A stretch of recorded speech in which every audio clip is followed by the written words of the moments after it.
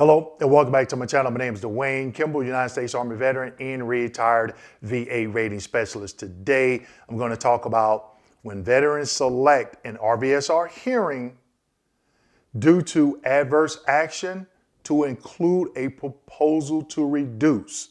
What is an RVSR hearing? Who conducts it? What happens to your compensation while you're going through this process? In today's video, I'm going to break all that down and share some insider tips for when I facilitated an RVSR hearing. So let's go ahead and get into it.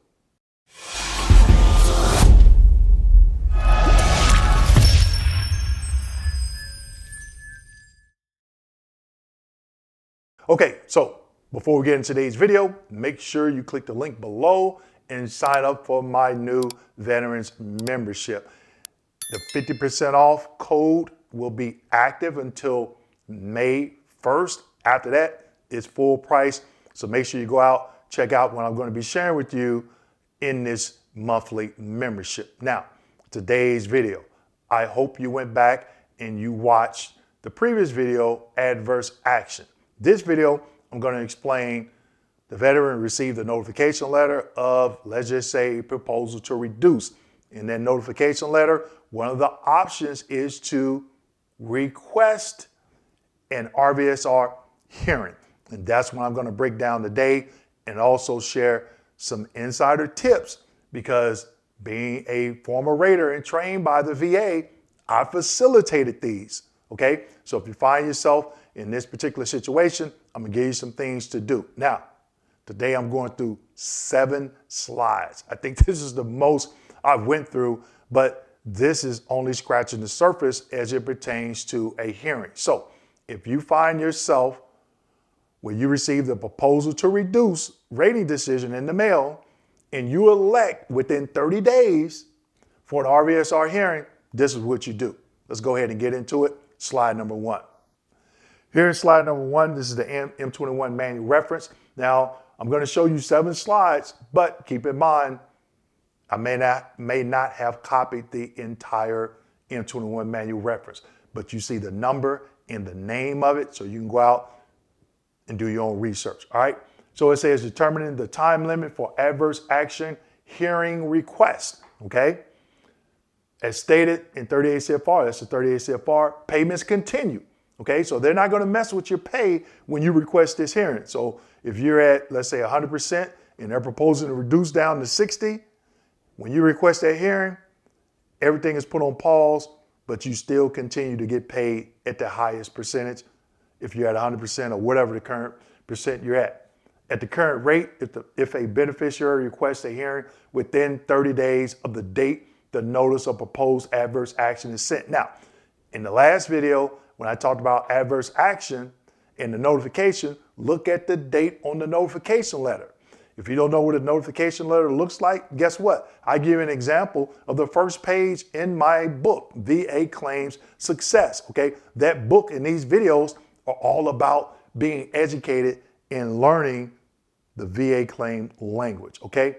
And then it goes on to state, if the 30-day time limit expires on a Saturday, Sunday, or holiday, include the next succeeding workday in computation. So what that means is if that 30 days land, let's say on a Saturday or Sunday, the following Monday is when it's going to expire, not that Saturday or Sunday. Now, if the Monday is a holiday, it'll expire on that Tuesday, the next work day, okay? Keep that in mind. Do not flirt with these, do not flirt with these time limits, okay? There's one case where you can flirt with it a little bit, and I talked about it in the previous video, but if you do elect for a hearing, you got 30 days, and to extend that to give you time to maybe go get evidence, you can wait maybe to that 15th date. I wouldn't go any further than that. But when I say flirting with the time period, the 28th day, 29th day, you're asking for trouble. All right, slide number 2. Premature final action taken when a hearing was timely requested. So if you request a hearing within that 30 days, what this is telling that rater, if you go ahead and propose or reduce that veteran, you are wrong. Now, there's checks and balances. The VSR that's doing the post development on the back end, or the authorizer, they should catch it. They should catch it. But guess what? If they haven't been trained right, they'll just pencil whip it and go ahead and do it. But you, the veteran, guess what? You got me on your side, and I'm telling you. So if you know you requested a hearing, you called in, you sent that 4138, you uploaded during quick submit, yep, looked at notification, you're within that 30 days, now you can call an error on them, because that rating decision that actually reduced you was prematurely due to the fact that you can show evidence that you requested a hearing within 30 days. Okay? See where this education is going? Okay? This is something that you need to be doing. Do not bank on a lawyer or accredited person to do it for you, because it could sit on their desk and it goes past that 30 days and you can't say, oh, well, they didn't get it in, it's not my fault. It is your fault, because you should have took the bull by the horns and did it yourself. Okay? Now, rescheduling adverse action hearing. So basically, an example, can a hearing be rescheduled for a good cause? Yes. And they give you an example. And I highlighted in red. A notice of proposed adverse action was sent to the veteran for reduction of the evaluation of a service-connected disability due to improvement. Okay. The veteran requested a hearing within 30 days of the notice.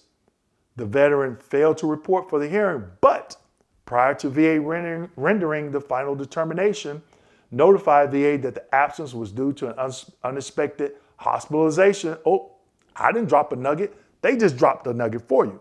Hospitalization from which the veteran has since been released, since there was good cause for failure to report for the hearing, continue EP control, et cetera, et cetera, et cetera. So again, good cause. There's the M21 manual reference that covers good causes and gives some examples. Now, your definition of a good cause or situation of a good cause could be different.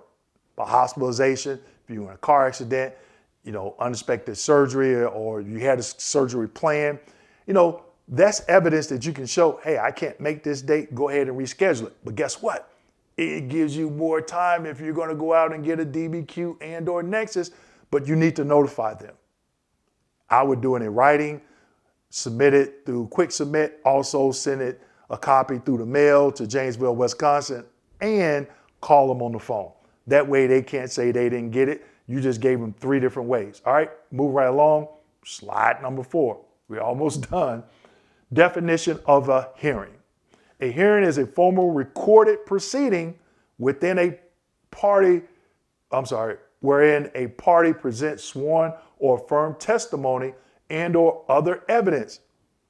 Other evidence, DBQ, Nexus statement, that's a nugget, with or without accompanying argument that is relevant to an issue pending adjudication before the decision maker. Now, give an example.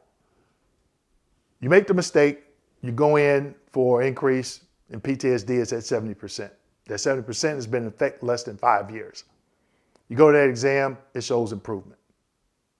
Okay? And you're like, wait a minute. I don't believe that doctor checked everything or put everything down. So you go out and get your own DBQ. Now, you have to make sure the DBQ that you go out and get, it falls under VA guidelines. What evidence did the doctor review? How was it completed? Et cetera, et cetera, et cetera. I'm not going to get into that, okay? You now can submit that and say, hey, wait a minute. One, I think that exam I took at your doctor's office was insufficient. I went and got my own evidence, used this to rate. Now, you just raise reasonable doubt, and we all know reasonable doubt goes in favor of the veteran. So now you can see how when I say you can wait 15 days, then request a hearing, and then if you have to reschedule, you're giving yourself a little bit more time to get a DBQ completed if you decide to go that route. Okay, moving right along, slide number 5. Whew, man, I got a lot of slides. Okay, purpose of an oral hearing. Purpose of an oral hearing include what I have highlighted in red, to provide a claimant or beneficiary with the opportunity to present in-person evidence material to the issue, including their own testimony, testimony of a witness, and or other evidence material to the issue. I'm saying DBQ because this is what I've seen veterans do when I was facilitating a RVSR hearing. Also, you can have a witness. I've done RVSR hearings where one veteran brought his mom and his best friend. I swore them in, took their testimony, boom, easy peasy. Slide number 6. Who conducts a hearing? Hearings held in connection with proposed adverse actions can only be conducted by employees who did not participate in the proposed action. The proposed action, they're talking about the rating decision. So the person that did the rating decision to propose to reduce cannot do the hearing. Now, when you get in that hearing, one of the questions you're going to ask when you get sworn in, hey, were you the person that did the RVSR? Were you the person that did the rating decision? And the answer should be no. If it's yes, it's conflict of interest, that's a problem. And you can say, hey, I don't want to move forward. You're supposed to, per this M21 manual reference, somebody else is supposed to do it. All right. And it says this in multiple references. Move right along, slide number 7. Okay. Reviewing evidence prior to the hearing. One of the things I did when my coach said, hey, Dwayne, you got a hearing. Okay, I'll look at it. First thing I do, I go right to the previous rating decision. I look at what's in there because there's something that sometimes could be missed. And so I didn't want to make that veteran drive several hours to a hearing where based off somebody missed some evidence or something like that, okay? So it says reviewing the evidence prior to the hearing. In advance of the scheduled hearing date, review the issues and evidence. Second question, if you elect a RVSR hearing, 1, what was the first question? Did you do the rating that's proposed to reduce the adverse action? The answer should be no. Number 2, did you review the evidence or review the issues and evidence per this M21 manual reference? You need to write this stuff down. If you have an accredited lawyer or claims agent and they say, oh, don't do that, that's a serious problem. That is a serious problem. Now, here's some other information in this M21 manual reference where it talks about if the review disclosed a need for additional evidence from a third party or another issue that should be considered, they tell them what they should do. Now, in receipt of the evidence requested, it tells the rater what they need to do. Now, if you can't get a DBQ, you could say, hey, this exam was insufficient because of X, Y, and Z. Let's just say it was for a musculoskeletal, a joint. And I'm going to try to get this word right because I know somebody's going to say, Dwayne, it's not called a gonometer, a goniometer, okay? And that doctor didn't use that goniometer. You can say, hey, I need to go for another exam because even though that doctor said they used it, they didn't use it. So I'm requesting another exam, okay? Now, we all know you should have took a goniometer with you because I gave you the link to the Amazon website. You can pick up one for like three for like $7, okay? So, man, I don't think I've ever showed that many slides. Go back and watch this video again, okay? But it all starts with the vet. You have to think and understand, hey, you're going in for an increase, okay? How long that percentage has been in effect. Has it been in effect more than 5 years? Yes. And then number 2, what is the diagnostic code criteria for that condition you're going in for an increase for? And what is the criteria, okay, for the next hire? Because even though you could be at 50 and you say, hey, wait a minute, here's the criteria for the 60, not only do I meet that, I meet it for the 70, okay? So for whatever condition, make sure you know what the next hire percentage criteria is. If you elect for an RVSR hearing, go back and watch this, but make sure you file that request or you submit that request within 30 days. Also be thinking about, hey, I went to that last exam. You may not be able to get a copy of that exam in time. So one of the things that you can do, hey, let me go out here and get my own DBQ.